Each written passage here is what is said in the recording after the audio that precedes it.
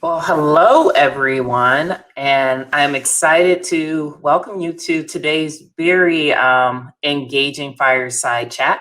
I'm Jamila Conley. I'll be our moderator today, and I'm also the executive sponsor for the F5 Inclusion Group. F5 appreciates Blackness, and as a part of Black History Month, we are really excited to do this chat today with our best-selling author, Ijeoma Oluo.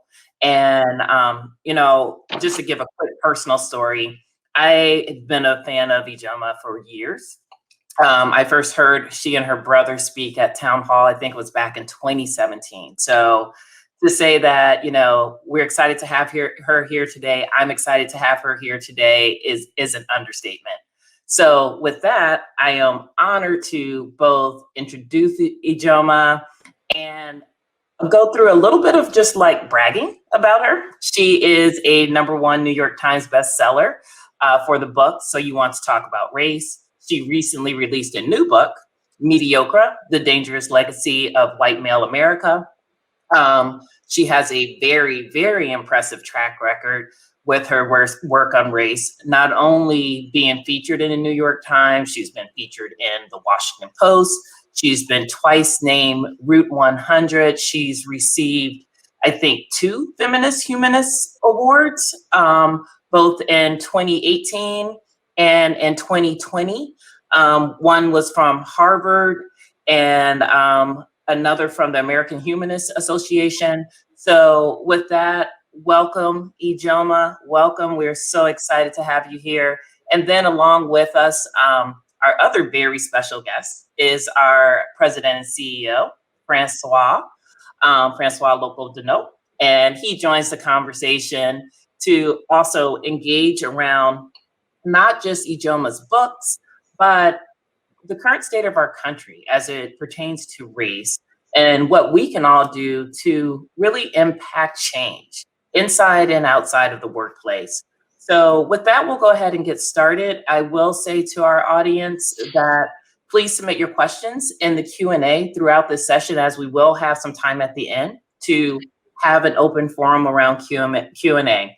So, but let's get started with our show. So again, Ijeoma, thank you for joining us today. I want to thank you again for being here, being able to engage in this conversation. Obviously very timely with Black History Month, and we really want to do programming that helps not only just bring awareness, but what can we do to change, behaviors, hearts, and minds. So we're really excited to dive in and discuss your books.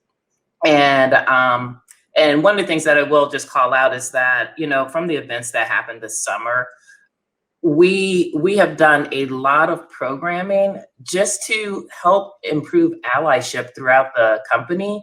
And one of the things that our executive team did is that our entire executive team read So You Want to Talk About Race and had many conversations at their level.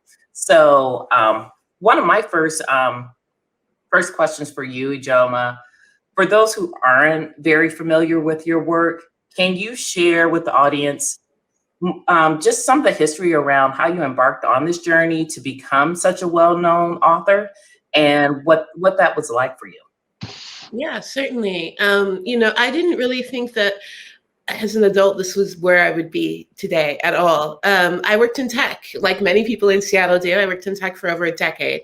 And, I have a degree in political science. Writing was my absolute first love throughout my youth. But, many Black people, especially Black women, I would say, don't have the luxury of deciding they want to go into an artistic field or creative field.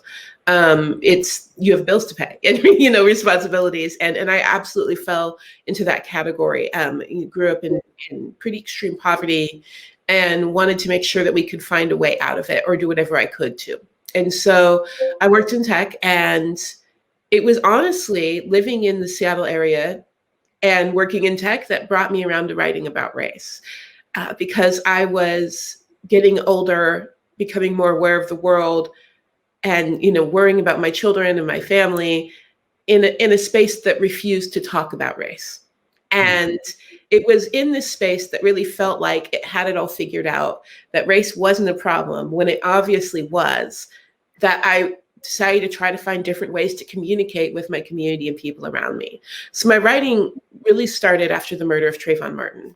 And it was really personal. It was not, I'm going to be a writer now. It was, I'm looking at this, I spend 10 hours a day with politically engaged people who say that they, believe all these things, and yet they will not have a conversation about how what happened to Trayvon Martin relates to what's happening in Seattle, or what we can do to really address, the issues of racism in our space. And so I started writing first just blog posts, Facebook posts, tweets, hoping that people that I worked with and lived with and was in community with would see this and start to understand why this mattered so much to me and why it should matter to them. Mm-hmm. And so that's really how it started. And it was this really organic pickup where I won't say that my coworkers and my peers responded positively to my work. They did not. Many weren't aware. Many people just weren't looking for what I had to say, had no idea that this was something I was doing. But those who didn't take it well at first. They didn't like the shift. It wasn't the deal we had made as far as being in a relationship. But I started hearing from first other Black people throughout the Seattle area who were saying, someone shared your Facebook post with me. That's exactly how I feel. I can't believe that you said that. I never thought I'd hear someone say that. And then magazines and news outlets started picking up on it. And I would be at work and get a call from New York Magazine saying, we just read these tweets you put out. Can we interview you? And then people started asking me to write for their publications.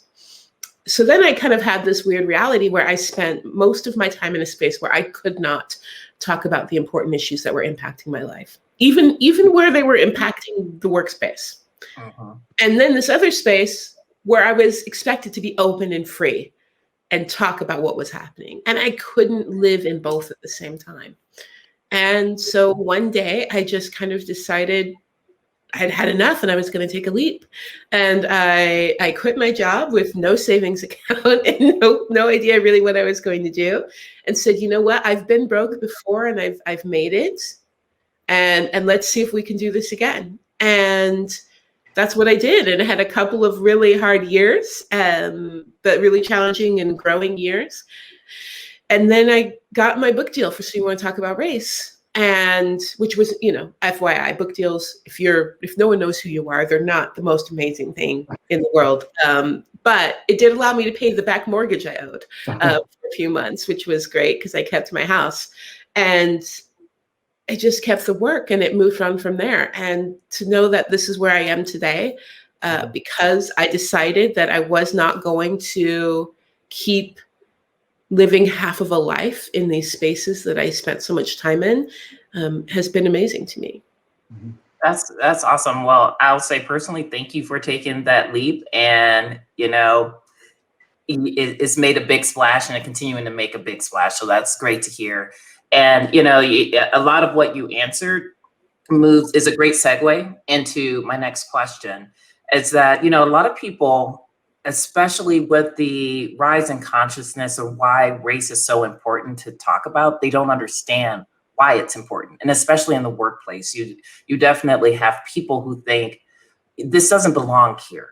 I'd love to hear in your words why it's so important to be willing to talk about race, why we should do it, and especially in the workplace. One, I would say it's because it's where people spend most of their time. And also, it's important to recognize that workplaces don't just exist within a building, right? So what happens in the workplace also, affects your customer base. It affects the local economy. It affects families. It affects so much. So even if you were to say what happens in the office, it doesn't just impact the office, but all of our systems have racial dynamics built into them. And you'll see this not only in metrics, and I would say, especially in tech loves to pretend like it does not have a problem with race. And yet every metric says you have a problem with race, right? It's very, very clear. And that's even when you're not seeking out specific KPIs that talk about racial health in this space.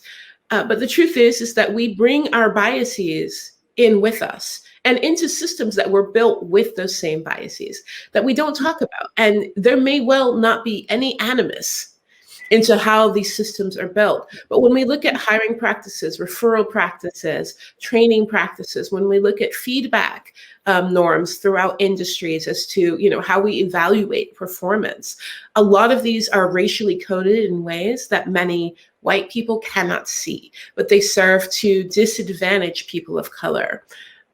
We have what, you know, the norms that we call professional as far as appearance and speech that are very heavily racially coded.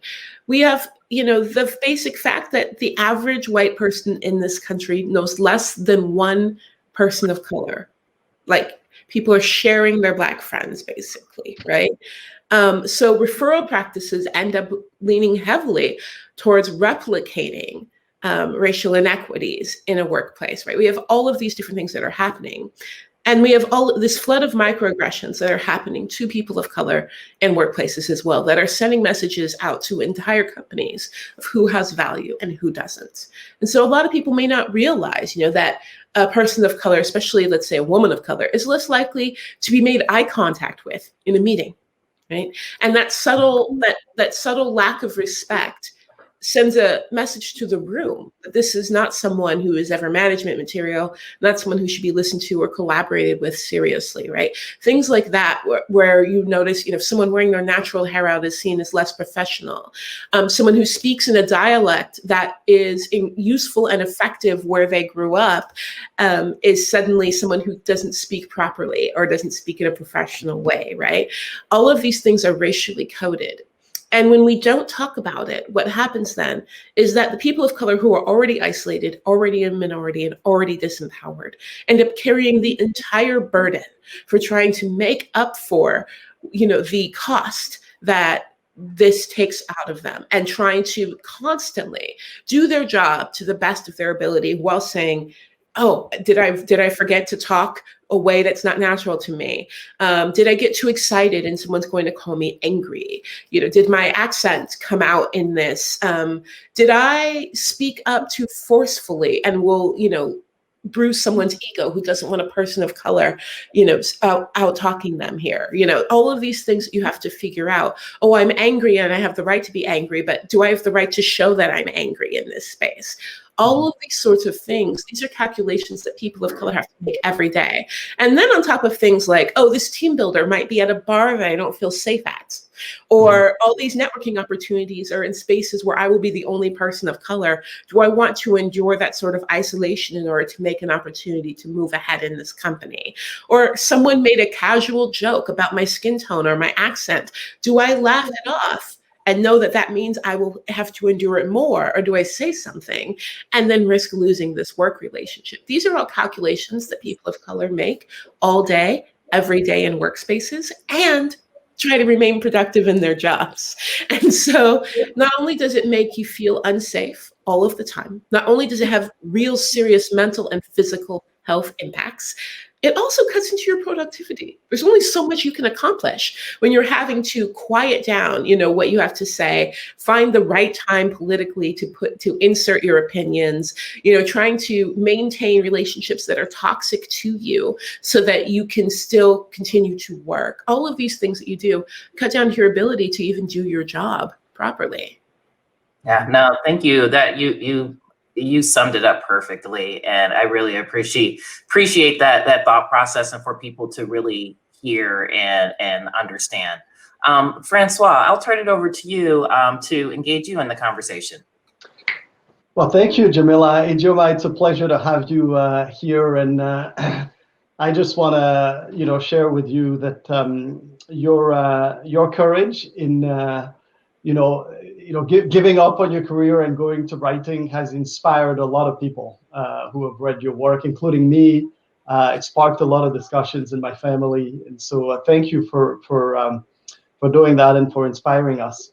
I guess I wanted to ask you first, you know, in the discussions about racism, what do you think are the things that are most misunderstood or that you need to counteract in these discussions? I would say one of the biggest misunderstandings is the thought that people of color, and I would say especially Black people, because oftentimes when we think about race and who carries the burden of pushing racial discussions forward, it often falls upon Black people. That we enjoy it, that we look for opportunities to talk about racism. And often the opposite is true. We are like, oh gosh, I really didn't want to talk about this today. Oh no, but I have to. And people don't understand that, first of all, we're talking about trauma that we are experiencing. Trauma not only is happening now, but references a lifetime of trauma and insult and hurt, right? But also that our experience shows that when we try to talk about these issues, it often doesn't pay off for us, that we find that people get defensive, that we lose important relationships, or that we figure out that someone actually doesn't care about us as much as we thought they did. And so the risk often is really high. And so when we have these conversations, we're having it because we have no other choice. And so a lot of times you'll hear people say, oh, you just love to make everything about race. I don't know a single person of color where that's true. They would love to get through their day and not constantly be made aware by systems that refuse to recognize their humanity, that this is about race. You know, I would love to take my kids to a movie and not have to explain why there's no characters that look like them. You know, I would love to, you know, have all of these experiences in the world and not know that my race was either neglected or degraded, you know, in this experience. I would love to just be a human being, but we can't. And so I think that's one of the first ones, because a lot of times people don't understand the fear, the pain, you know, the trepidation that we're bringing into these conversations. Another one is that people don't get that what often people of color want in these conversations is not for someone to feel bad. That's not a useful feeling. It does not serve anything. I would say that's a part of your process. If your guilt or feeling sorry motivates you to do something different, then it's useful, but it's only useful to that extent.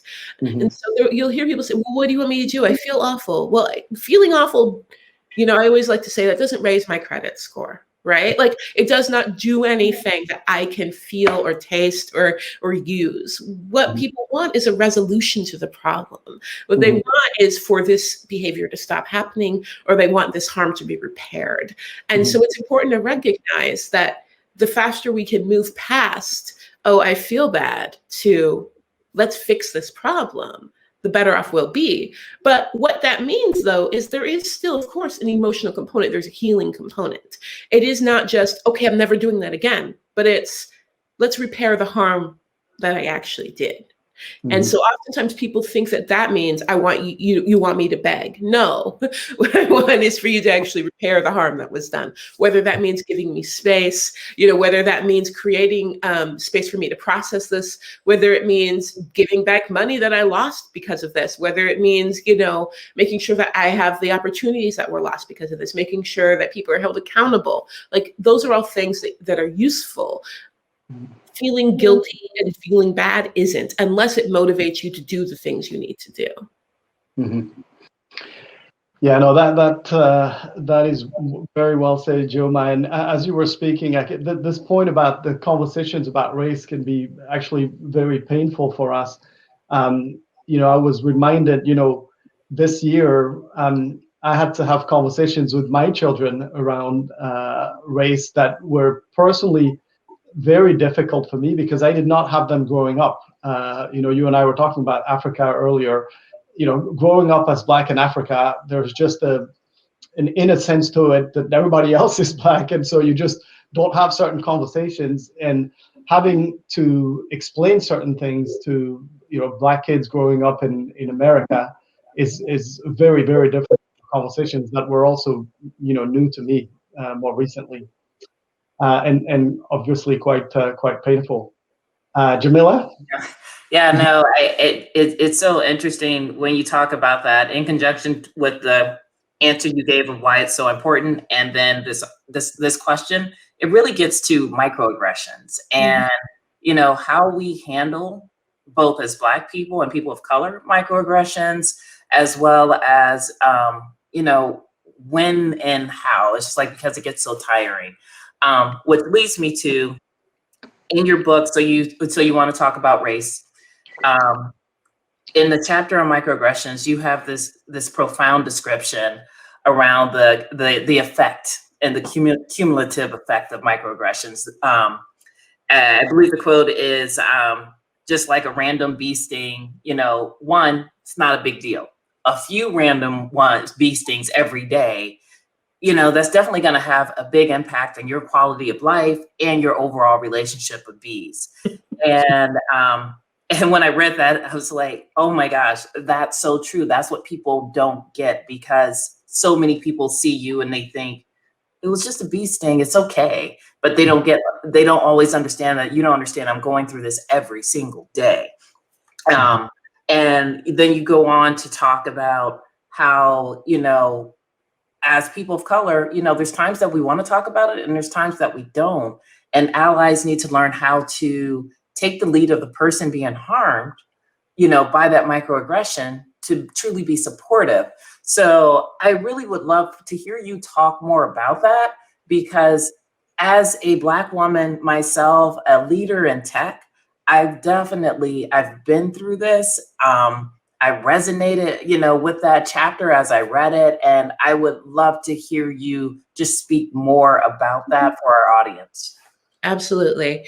I would say that if you haven't experienced regular racial microaggressions, you don't understand how unsafe it makes you feel and what a gut punch it can be, because oftentimes it will be at a moment where you're most comfortable, and then something hits you and it's like, pow, like, oh no, I'm not comfortable here. I don't belong here again, and that feeling constantly. Not only does it, hurt in the moment, it also stops you from ever feeling like you can really let your guard down, like you can relax. It keeps you in this state of alertness that's unhealthy.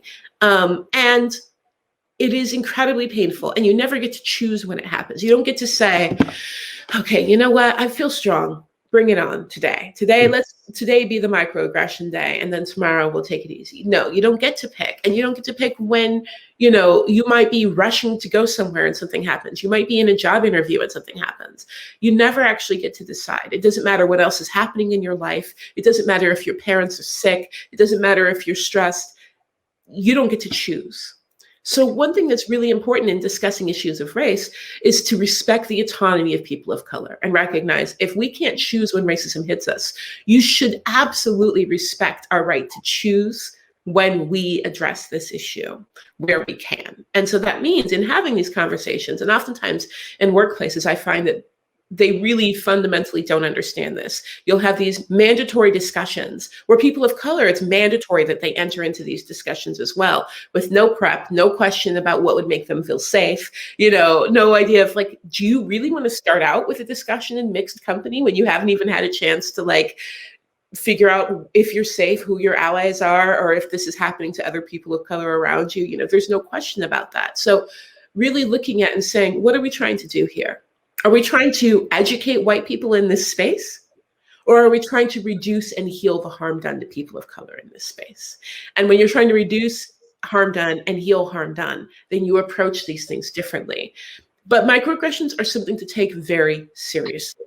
It's really important to recognize that this not only feeds into, who we decide is management material or not, how safe someone feels. We send a message to the entire company of who can be taken advantage of and who can't, who can be treated with respect and who can't. But also mental and physical impacts of microaggressions are real. It's literally killing us. It's giving us heart attacks. It's killing us in pregnancy. This is serious. It's really impacting us. And so you have to look systemically at not only how can we make it easier to have conversations about this, but what can we do systemically to actually reduce this happening? How can we build real incentives to creating good behavior and real disincentives to continuing to enact these microaggressions on people? And I think that it's vital that we recognize it is costing people not only their productivity, their sense of safety, but it's costing them their mental and physical health as well. No, thank you for that. And one of the things I always like to say is how do we build change into the DNA of our company? To me, that's what really will help bring that safety, that making change can't be a checkbox exercise. It can't be a quota filling exercise, but an actual change into our actual DNA. So yeah, and that's the work that we need to do. Well, Ijeoma, I wanna talk about a moment in your book. So you want to talk about race, about your mother. And as I learned more about you, I realized that you and I share something in common. We're both biracial. Our fathers were born a few hundred kilometers apart in Africa, and both of our mothers are white, and raised us to believe we could do or become anything we wanted.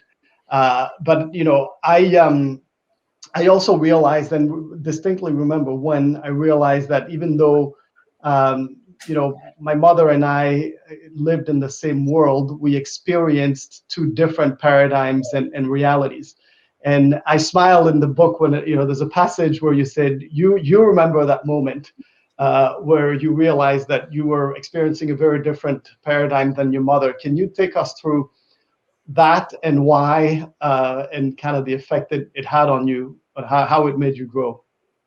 Yeah, it's a funny chapter for me. And I'd say it's one of the chapters I hear from people the most about, because I would say the conversation itself is something that I feel lucky to have been able to have. And I would say a lot of mixed race children of color with white parents don't get to have this conversation. But, I was raised by a white mother who absolutely loved having Black children, still does, just so proud, right? But never quite realized, or at least, I would say part of her probably realized it, but was threatened by the idea that we actually lived in separate realities, that there was no amount of love she could give that would mean she would understand everything I was going through, or that she wouldn't live things along with me. And, as a parent, I get that idea that you want to know everything about your child, but the way we move through the world because of race is very different. And it was funny because we never talked about it. Even years into me doing this work, we didn't talk about it. It's just as my work progressed, she started to kind of distance herself a little bit. It became something she didn't really know how to talk about. And one day she called me with this epiphany, this racial epiphany she had. And my mom is a goofy lady. She is hilarious and sweet and kind. But, we all have relationships with our parents. And sometimes I turn into a teenager around her where I'm like, oh, I can't believe you just said that to me. It's so embarrassing. And so she called me and I sent her a voicemail. And then she called back. And whenever my mom calls back multiple times, either somebody died or it's the least important thing in the world. So I pick up the phone, not knowing which it was. And she's like, I've had this racial epiphany. She had an issue around race with a Black coworker. And she had made a joke that honestly, she didn't have the right to make. She had made a joke that referred to race. I wouldn't say it was a racist joke. It was like a Black inside joke, but my mom is not Black. My mom, Susan Jane from Kansas, right? She is a very, very white lady who doesn't quite get that she is. And so what she got out of this man's, offense was that he didn't get that she wasn't really white, that he didn't get that she had raised Black kids and therefore she wasn't really white. And so her plan was she was going to go into work the next day and explain to him that she wasn't like other white people. And I was like, what are you doing? I'm like, what do you mean you're not really white? You're absolutely white. And she was stunned that I would say this to her and that I would think this. And it actually was a really painful conversation at first, because we actually got to talk about this divide that was growing because we weren't talking about it. That had grown because she was so worried that if she started to ask, how do you feel about this, that we would find out we had nothing in common. And what instead we found out was, that we love each other very much, but we have different roles in the fight against racism. And we do have different experiences. And that means we have different ways of supporting each other and being together, and that we have to address these issues as they come up. And it didn't fix everything overnight, but what it did was it made it so that if something happened, if my mom said something insensitive, and she's a human being who grew up with a lifetime of programming, that says certain things that are harmful. So she does screw up, that I can talk to her about it. And it's not a threat to our relationship. Instead, it's an opportunity to actually bring us closer. So I can just say, Mom, why would you say that? Let's talk about this. She's like, oh, did I do it again? And we talk about it. But it also means, as someone who has always been deeply committed to anti-racism, as my mom has been, as someone who loves her children, she can actually fully engage in her role as a white person doing anti-racist work. Whereas before she was stuck being like, no, I'm one of you. I'm just going to sit next to you and complain with you. And now she realizes, wait, I'm white. I have power in this system. I'm going to engage it. And so it actually made her feel like she can really do something other than just feeling sad and scared for her children. She can actually act. And so it really did revolutionize our relationship in a way that wouldn't have happened if we hadn't had that really, painful and awkward conversation. Oh, that's awesome. I'm gonna move on because it just made me also reflect on in mediocre. You had often heard the argument that we have to slowly implement gender and racial equality in order to not shock society. And it's interesting hearing you tell the story about your mom and then that reflection of, I kind of think sometimes society needs shock, but I want to know more about, your thinking around that and giving us more of your thoughts. Yeah, I would say what's interesting to me is I would always like to explain to people who say, whoa, slow down. People can only handle so much change. No one tells a Black preschooler when they're being suspended from preschool, and they are 4 times more likely to be suspended from preschool because of their race. No one sits them down and says, wait, let's slowly implement the racism that's going to be hitting them in their lives. It just hits. And we grow up around that. We are never handheld through this painful, oppressive system. And we grow and we raise our families and we try our best.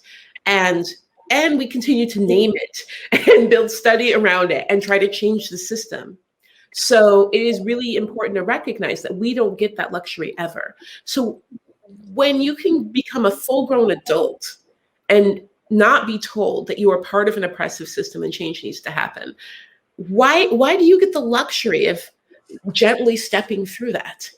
And we don't. And I think what it speaks to, honestly, is a pessimism about white culture. Because I believe that there's nothing inherent to race that makes some people capable of change and overcoming adversity and being able to recognize, that you have to give up some things in order to create a better society, or recognize that, who your leader may not always look like you. I don't believe that that's inherent to a certain race. I believe that everyone can grow and change and accommodate new realities. And oftentimes it's the very people who are saying that they think that white people are superior or should be at the lead who also think that white people don't have the capability to handle equality. And it just doesn't seem right to me. I firmly believe that people can grow and change. I believe that everyone has it in them. And so I want people to understand, like, when we're talking about how things have to go slow, we're never actually talking about how people of color needed to go slow. I don't need equality to go slow. I can handle that change, right? Women can handle that change. We can all handle that change in our workplaces, in our government. Why can't white men? Why can't white people, right? You can handle it, trust me, and it will not kill you. And we have been living in a society that hasn't reflected us for hundreds of years. You can handle a little bit less everything being tailored just for you. You can handle a little bit less of every leader looking like you. You will be okay. I know from lived experience. And so what I want actually is for people to actually carry that optimism and say, you know what, we can actually face the reality right now, as brutal as it is. We can really look at how this system has been crushing populations of color. We can look at it and we can see how we are responsible in it, and it will not kill us. And then we can do the work to create something better. But you have to know that you can do it and you can survive it. Yeah. Wow, it's just very powerful, Ijeoma. I want to build on that. I think you've somewhat addressed this, but I wanted to ask you, when you look at our society today as it pertains to race, in your opinion, where are we at today? Where are we going, as a society? And most importantly, what would be your advice for all of us around what we can do individually to drive progress? And I think, Ijeoma, I'm asking you the question really for all of us individuals. In the business world, that is perhaps the question I have heard the most often in the last 12 months. After the events of the summer with George Floyd, a lot of people asking what can be done differently, what can I do as an ally to make progress and change things. And so I would welcome your opinion. Mm-hmm. There's a couple of things. One, I would say where we are right now. I would say we are at an important pivotal stage in race relations, but it's a stage that we've seen before. And so it's important to recognize that if you look throughout history, and that's something when I was mediocre that I hope I illustrated, is that time and time again, white supremacy tries to refresh itself when it's under threat through widespread acts of violence and through trying to entrench racial supremacy within our government and in our systems. And we are seeing that. This is what we saw in the Capitol, right? Is this widespread, shocking act of violence in order to try to reassert power. It's what we've seen in recent laws that have been passed and in recent movements. And that is a direct response to progress that has been made. Whether that progress is great or small, it's enough to threaten the system.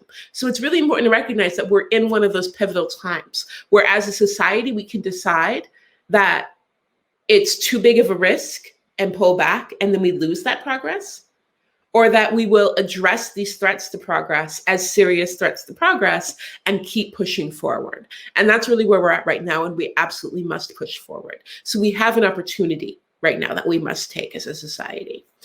What that means on an individual level, there are a couple of things. One, I think it's really important to understand the systems you are in, where you are at. So that means look at your neighborhood. If you are, here at headquarters in the Seattle area, it's important to understand, throughout King County, the vast discrepancies of health and wealth and well-being by race in your county. It is important to look at that and look at the education and graduation rates, to look at the school suspension rates, the arrest rates, the incarceration rates, look at home ownership rates, right? Seattle is one of the few major cities in the country that's getting whiter. And so it's important to look at that and say, what is happening? And then say, where do I have power within this? And it's really easy for a lot of people to just say, I don't have power. But you do. You have power in your meetings. If you're someone who's used to being heard and other people aren't, then you have to be speaking up to make sure that you are actually increasing, backing up your coworkers who aren't being heard, or asking, why aren't there more people in this room, right? It's important to be addressing these issues. It's important to be looking at where you are making your money and whether you are contractually tied to white supremacy, right? Look at that and make those decisions. But on a local level too, if you're not showing up at school board meetings, whether or not you have students, as children, it's important to look and say, what's happening racially in our school board, right? What's happening in our city council? What's happening with our police forces? Where am I spending my money? What initiatives are coming up? Every election for years now, we've had initiatives that have been vital to the health and safety and well-being of people of color. And often those are some of the least voted on initiatives in our region, right? So it's important to look at that and say, where can I make change? It's really important to say, not only where can I invest in businesses of color and, activists of color, but where can I disinvest in places that are doing harm? Where can I have conversations where I can grab other people and have them work with me on this, And so it's important to recognize there are always things you can do. And so what you would start with is know what's happening in your area and pick one. If you look at the school suspension rates or graduation rates by race, Seattle has one of the largest gaps as far as college readiness and learning in the country for major cities as far as race goes. So that's a great place to start. Say what's being done about this. If you look at funding and the funding discrepancies between majority Black high schools in this area and majority white high schools, when you look at, PTAs that have $0 and PTAs that have $1 million to spend, right? You'll see the difference in investment in our students and students of color. Look at that, see what you can do about that, right? Engage, pick one spot, engage and invite other people to join you. There are so many opportunities, and it starts with knowing what's happening and then saying, who's the activist working on this, and listen to them. Listen to what they're saying needs to happen and find your place. Awesome, thank you. So I know we're getting close to time. We have a couple more questions before we open it up for Q&A. So this next one that I want to make sure you're able to hit on, in Mediocre, you had made a comment in there around there's more dudes, I love this quote, there's more dudes named John at the head of corporations than there are women. And you start describing the glass cliff that exists in the corporate America today. And for those who aren't familiar with the glass cliff and that concept, I'd love to hear more about that. Have you talk more about that, and specifically for women and women of color who are looking to continue to move and rise into leadership positions in their companies. Awesome. Yeah. And by the way, that I wasn't even being facetious. I actually counted how many dudes that were named John and how many women there were. So that's an accurate count. It's important to recognize that it's true. We have an extreme lack of women and even more extreme lack of women of color in spaces. So the glass cliff is a phenomenon that was actually first kind of noted by British scholars who read this interview of this guy complaining and saying that it seemed like when women were on executive boards, that companies were failing. So the lesson that this guy took from it was, let's not have women on executive boards. And they were like, wait a minute, is there something more to this? This doesn't seem quite right. And what they actually found was, it wasn't that women were tanking companies by being on executive boards, but that women were only given a chance to be on an executive board once a company was in trouble. And so they called that the glass cliff. And they were like, it's basically women only giving an opportunity to fail. Mm-hmm. In the US, there were scholars who were looking at this and said, I wonder if this is true here. And so they started looking at top companies and they found similarly that not only was it executive boards, but CEOs and leadership positions, that women were most likely, women and people of color were most likely to be appointed to leadership positions when a company was in trouble. And they were not given the resources to succeed. And when they failed, were often then replaced by white men. And so it's called the glass cliff. You think you've broken through the glass ceiling, but actually what's happened is you've been placed on a cliff and you're going to be pushed off. And then people will say, oh, see, this is why we don't have women in leadership. And this is why we don't have people of color in leadership. And we see this time and time and time again. And really often what this is, it's a couple of things. One, it's this idea that leadership will always look like white men. And so people will try everything before they say, let's try something new. Let's bring in a woman. But they don't actually do anything to change the culture or the structure. And so oftentimes these leaders come in completely unsupported or in a structure that's completely averse to the new leadership style they were brought in for. And so that oftentimes they find that they can't actually create the change they want, or that the company's just too far gone for them to be able to do so. Another thing that happens, those studies show, is that when a woman or a person of color is brought in to lead a company, that white men in upper management decrease their productivity and their collaboration because they feel like the company no longer reflects them. And so all of this leads to disaster often for women and people of color in leadership. And the sad part is even when it doesn't, when a woman or a person of color is successful, they found it doesn't actually change people's opinions about women or people of color in leadership. Instead, they look at that person and say, oh, they're an exception. So what balances that is honestly getting people used to women and people of color in leadership. If the only time you're going to see women or people of color leadership is at the top when a company's in trouble, it's a recipe for a disaster. But if throughout leadership, you find programs that supports and value women and people of color, you will have a culture that is more likely to have success with leaders who are women and people of color. So it's important to look at that culture all the way up to make sure that you're a place that's worthy for the new leadership of women and people of color. Hmm. Ijeoma, since we're on, we've kind of moved into companies. We're going to move to a Q&A in a second, but I wanted to sneak in one last question for you. You know, this summer, I felt that a lot of companies, you know, realized or at least finally acknowledged that there is an issue of systemic racism against people of color, even in businesses.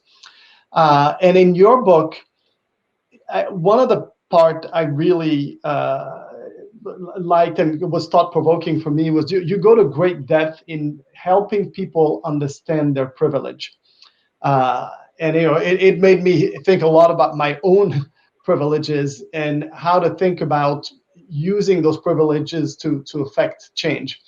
And so, you know, you have a lot of business leaders now that are really, you know, coming into work on the morning and saying, well, what can I do, you know, with my organization to affect change? And you've seen that a lot of large companies in America have made at least big declarations around things they're going to do to help address these issues.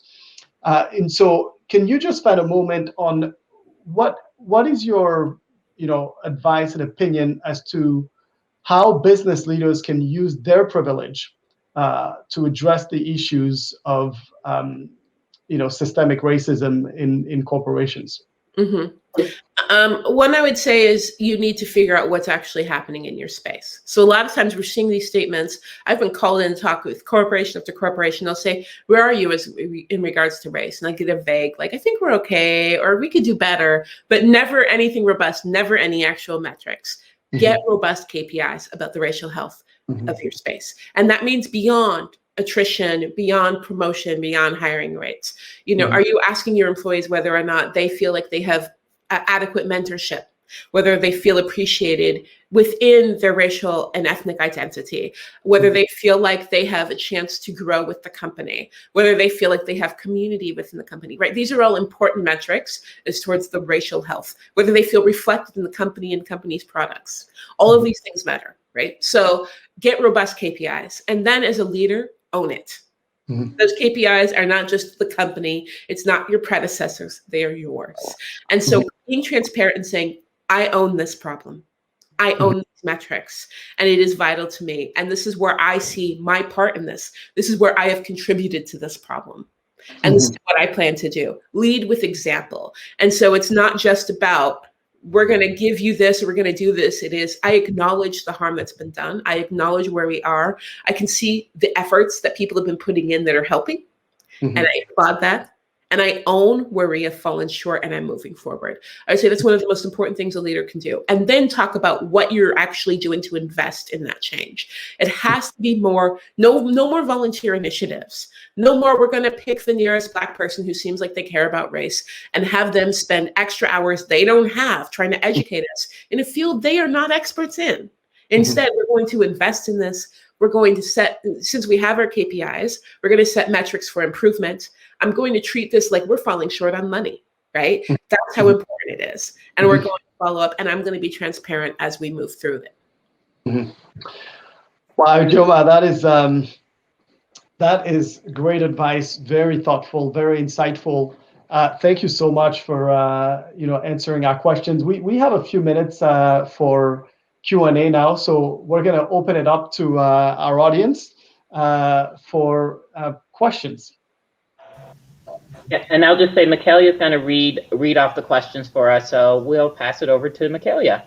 Thank you, Jamila. The questions are rolling in. So, Ijeoma, since social media can be so toxic and extreme these days, I wonder if you talk about how you handle that part of being a public figure in that area. I would say first and foremost, my block game is strong, right? So I know who I'm accountable to and who I'm not. So when I look at, I know your privilege, I know what my privilege is, or I try to know what my privilege is. And I know the communities I'm accountable to. If I say something that harms a community with less privilege than me, then I'm accountable to them. But I also know who's coming at me from a place of just violence or aggression, or who wants to make sure I pay a tax for existing, and I block. There are billions of people in this world, and they do not all need access to you. And it's important to recognize that and recognize when someone's coming to you with a good faith argument and when they're not.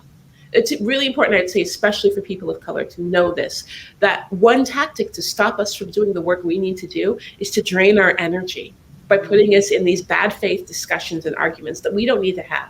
So value your time and energy. And that's honestly what I do. And then also, it's really important for me. I read everything. I try to read what I'm going to post to myself and say, is this something I would say to someone face to face? And if it's not, I don't post it. Because oftentimes it's those things that you snapped off and you think it's not a big deal. You're trying to be flashy. You're trying to be shocking. And you hit the wrong note, and it comes back on you. And then also, if you do mess up, own it. I have never seen a dragging, anything like that where, that was valid, that didn't happen, because someone stuck their heels in instead of saying, you know what, I screwed up. I'm so sorry. Let me fix that. And I've done it. I've screwed up. And the quicker I can realize it and say, I am sorry, the quicker the problem kind of calms down. It's when you say, no, you're the problem. Everyone's offended these days. Then people who just wanted to be heard get angry, and it ends up being a bigger thing. But build your boundaries. Not everyone deserves access to you, to your life. Not everything has to be discussed and debated online. And you don't have to actually entertain everyone's bad faith argument. Thank you for that. Let's keep rolling. What are your thoughts around Black people educating white people on racism, and what changes need to be made by white people versus white people doing their own research and figuring it out on their own? I mean, this is what I say. For over 400 years, Black people have been harmed, deeply harmed by systemic racism in this country. And within that harm, we have managed to name what is happening to us, build whole fields of study about it, write multiple books about it, speak about it. And if we can do all of that, you can Google it, right? Like, you can respect that work and that time and that effort. So what I tell people is, if you want to have those conversations, if you're a Black person, have it for one of two reasons: because you love yourself or because you love the person you're talking to. And that's it, right? So sometimes you're going to have it because you're like, you know what? I just need to address this once and for all. I need to get this off my chest. We need to have this conversation. Or I deeply love this person and I'm going to invest this in them. Otherwise, let it go. Because your time, your value is important. It's important to recognize that you have other better things you can be doing. And there are resources out there. And I would say it's really, really important for white people to recognize slavery was built off of the unpaid labor of Black people. White supremacy has been maintained from the unpaid and underpaid labor of people of color. We do not get our way out of this by asking more people of color for unappreciated, unpaid labor. It's important to do your part as a white person and say, there are resources. There is nothing new under the sun of racism, right? You are not recreating racism. You have not done something that can't be Googled to figure out a solution. It doesn't mean that you will never talk to a Black person again. It just means that, like I said, respect people's choice and autonomy and do your work and show that you get how important it is, that you did some work. And if you get to the point where you're like, I really don't think we can still work this out without a conversation, ask and show that you've done the work, and then give someone the opportunity to say yes or no. We want to hear from all of our panel on this one. Things you wish your white parents knew, advice for future white parents of children of color. Can you go, François? All right, so things I wish my white parents knew. Wow. It's tough to, like Ijeoma, I've had conversations with my mom about the reality of, being Black in France or being Black now in America. But so much of it is experiential that, when you haven't lived it, it's kind of someone can explain it to you, but it's more of a theoretical thing until you have experienced it. So, it comes down to me, I think of understanding microaggressions. there's a portion, the best example, and actually, Ijeoma, I've had this conversation with my my mother after reading your book, is there's a passage in the book where you said, racism is like walking in a street, and everybody pokes you as you walk into the street, and then you get to the end of that street, and somebody pokes you, and you punch them in the face, and everybody said, "What? This person's crazy. Why are you going to punch somebody for just a poke?" But nobody sees that you're just at the end of it. And I think I've had a couple of experiences with the white portion of my family where they perhaps would have seen a reaction from me like that, and said, "François, you're totally overreacting." But it was that I wish they would have understood that I'm overreacting, but you're only seeing situation 101, and you haven't seen the other 100, and that's why you see it as an overreaction. And so that's one of the that's one thing I would wish that my white family had seen and experienced or understood perhaps earlier. One thing I would love for white parents to do is to recognize that if you have a child of color, whether that's a Black child, an Asian child, a Hispanic child, Native child, that you have to create a home that is full of positive affirmation of that identity. That there is no magical bubble you live in with your kid where their race doesn't matter. That actually what you're doing then is erasing it, because you're bringing your whiteness into the space. White is paramount in this country. Whiteness is everything. Everything is set to a white default. So when you don't actually address and let your kid know you see them and that you welcome who they are, what you're saying is you don't exist here, or that part of you isn't welcome here. So if you have a Black child, you have to build, you don't have a child who lives in this magical rainbow world. You have a child who is moving through the world as a Black child, and you have to build a pro-Black house. If you have an Asian child, you have to build a pro-Asian house, and you have to let them know you see them and you think it's beautiful. And the harm done when families refuse to do this is real. And every time I speak in a space with mixed company and I start talking about this, there is always a full-grown adult mixed race person who starts crying because they're immediately in that place of pain of knowing that they grew up with a parent who didn't see them, who didn't welcome the whole who they are. And also I would say, if you are a white parent raising children of color and you don't have regular everyday representation in the people coming in and out of your life and in your household that look like your children, you are failing in that aspect. If you live in an all-white neighborhood, you need to find a way to make connections. You need to make sure that people are seeing people who look like them and are able to build connections, because you do not want to send your child off into the world unable to connect with part of their heritage and their history and their culture. You have to be able to work on that. And also, if you have Black kids, learn how to do their hair. It is vital. And it may sound like petty, but the image that sends, the isolation that sends, the amount of trauma I've seen, especially I would say around Black girls whose white parents never learned how to do their hair, is real. You have to, it's a way of showing love and showing that you cared and that you took the time. Do it, just learn and make those friends, humble yourself and ask for help if you need it. But you have to make those connections and build that support. So let's zoom out just a little bit from parents and individuals and go into technology. And this will be coming up on our last question. So if you have one more question to ask, please drop them in the chat. Thank you very much. Our world is increasing its leverage on data analytics. Often the intent of these technologies is to profile individuals. Do you have thoughts on the future, for example, of ad profiling technologies? I think it's incredibly vital that companies realize, especially tech, that they are absolutely responsible for how the tech they create will be used. And that if you aren't looking and saying, how could this be used in the future, you are being highly negligent and irresponsible. Like, you will still own. You can't just say, oh, I created this.